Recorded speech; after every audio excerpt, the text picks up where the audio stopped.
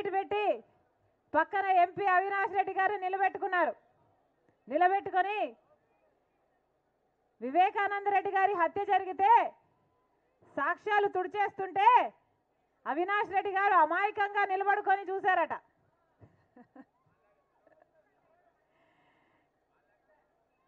అంటే సాక్ష్యాలు తుడిచేస్తుంటే సాక్షాత్ ఎంపీఏ పక్కన నిలబడి చూస్తూ ఉన్నాడు అని రవీంద్రనాథ్ రెడ్డి గారే సర్టిఫికెట్ ఇస్తారు. సాక్ష్యాలు ఎంపీగా ఉండి తుడిచేస్తుంటే చూస్తున్నాడట. ఈయన చెయ్యి లేకపోతే, ఈయన హస్తం లేకపోతే ఎందుకు చూస్తూ ఊరుకున్నాడు? పోలీసులకు చెప్పాలి కదా, సాక్ష్యాలు తుడిచేస్తున్నారు అని పోలీసులకు చెప్పాలి కదా. ఈ ఎంపీ అట చిన్నపిల్లోడు అమాయకుడట, సాక్ష్యాలు తుడిచేస్తుంటే చూస్తున్నాడట. ఒక సర్టిఫికెట్ ఏమో రవీంద్రనాథ్ రెడ్డి గారు ఇస్తారు, అమాయకుడు చిన్నపిల్లోడు అని ఇంకో సర్టిఫికెట్ ఏమో జగన్మోహన్ రెడ్డి గారే ఇస్తారు.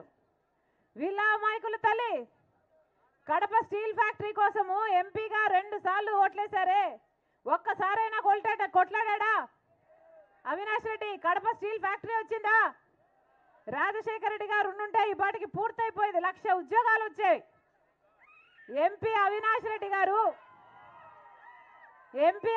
రెడ్డి గారు ఒక్కసారైనా పార్లమెంటులో ఒక్కసారైనా మన కడప స్టీల్ ఫ్యాక్టరీ కోసం మాట్లాడా? ఈయన అమాయకుడట, చిన్నపిల్లోడట, మాట్లాడలేడట, సాక్ష్యాలు తుడిచేస్తుంటే చూస్తూ ఊరుకుంటాడట. ఈసారి చిన్నపిల్లాడు వదిలేశారు లెక్క అంటుంది. అమ్మా వీళ్ళు చిన్నపిల్లలు కాదు, వీళ్ళు అమాయకులు కాదు. అవునా, హత్య జరిగిన రోజున మాకు కూడా తెలియదు ఎవరు చంపారు, కానీ సిబిఐ వచ్చి ఎంక్వైరీ చేసి సాక్ష్యాలు ఆధారాలు అన్నీ చూపుతుంది అవినాష్ రెడ్డి గారి హస్తం ఉంది అని. గూగుల్ మ్యాప్స్లో అట హత్య చేసిన వాళ్ళు, హత్య చేయించిన అవినాష్ రెడ్డి ముందు రోజు కలుసుకున్నారు ఒకే లొకేషన్ చూపుతుంది, ఆ రోజు కలుసుకున్నారు ఒకే లొకేషన్ చూపుతుంది అని సాక్ష్యాలు బయట పెట్టింది సిబిఐ. అలాగే ఫోన్ కాల్ రికార్డ్స్, చంపిన వాళ్ళు, చంపిన అవినాష్ రెడ్డి గారు, సంపించిన అవినాష్ రెడ్డి గారు అంతకు ముందు రోజు ఫోన్లు మాట్లాడుకున్నారు, ఆ రోజు కూడా ఫోన్లు మాట్లాడుకున్నారు, రాత్రి కూడా వాళ్ళ యాక్టివిటీ ఉంది అని సిబిఐ ఆధారాలతో సహా చూపిస్తుంది. డబ్బులు మారాయి, 40 కోట్ల కంట మాట్లాడుకున్నారు. ఎవరి దగ్గర ఉంటుందమ్మా అంత డబ్బు? అవినాష్ రెడ్డి గారు కాకపోతే ఎవరు చంపినట్టు, ఎందుకు చంపినట్టు?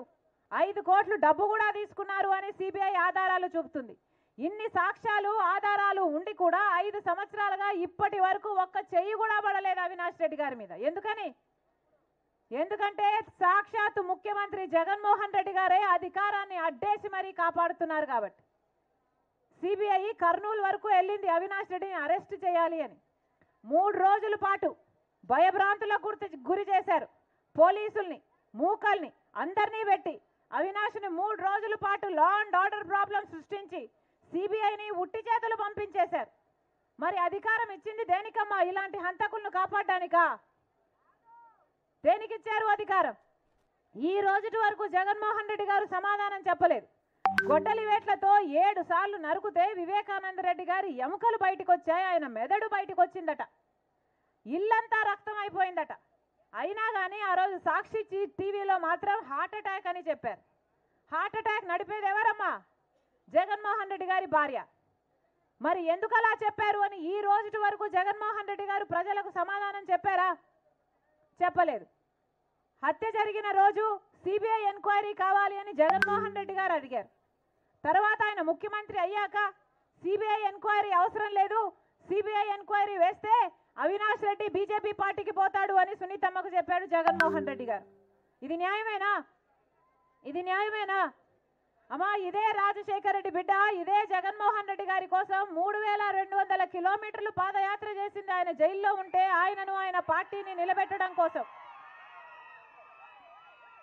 కానీ ఈరోజు ఇదే షర్మిలమ్మ, ఇదే రాజశేఖర రెడ్డి బిడ్డ ఇంత అన్యాయం జరుగుతుంది కాబట్టి వ్యతిరేకిస్తుంది. నేను రాజశేఖర రెడ్డి బిడ్డను, పులి కడుపున పులే పుడుతుంది, దేనికి భయపడేది కాదు రాజశేఖర రెడ్డి బిడ్డ.